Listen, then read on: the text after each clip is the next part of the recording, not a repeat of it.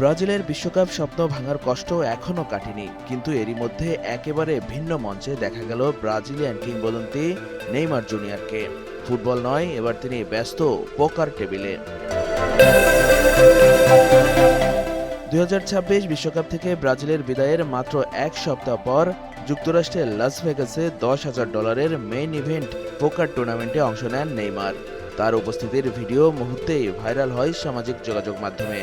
কেউ বলছেন অবসর জীবন উপভোগ করছেন নেইমার, আবার কেউ প্রশ্ন তুলেছেন বিশ্বকাপ ব্যর্থতার এত দ্রুতই কেন এই আয়োজন।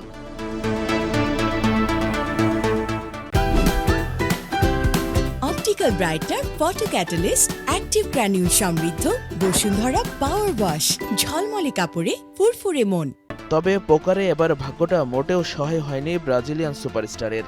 2015 সালে যেখানে ফাইনাল টেবিল পর্যন্ত পৌঁছেছিলেন, সেখানে এবার মাত্র প্রথম দিনেই বিদায় নিতে হয়েছে 34 বছর বয়সী এই তারকাকে। এবারের বিশ্বকাপে ব্রাজিলের পথ চলা ছিল নানা নাটকীয়তায় ভরা। গ্রুপ চ্যাম্পিয়ন হয়ে নকআউটে ওঠার পর শেষ 16তে নরওয়ের কাছে 2-1 ব্যবধানে হেরে শেষ হয়ে যায় বহু প্রতীক্ষিত হেক্সা জয়ের স্বপ্ন।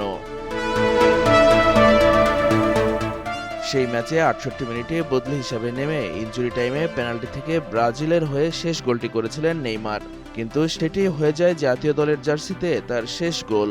ম্যাচ শেষে আন্তর্জাতিক ফুটবল থেকে অবসরের ঘোষণা দেন ব্রাজিলের সর্বকালের সর্বোচ্চ এই গোলদাতা।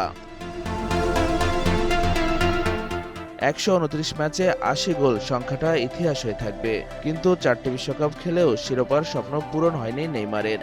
জাতীয় দলকে বিদায় জানালেও ক্লাব ফুটবলে এখনও খেলবেন নেইমার।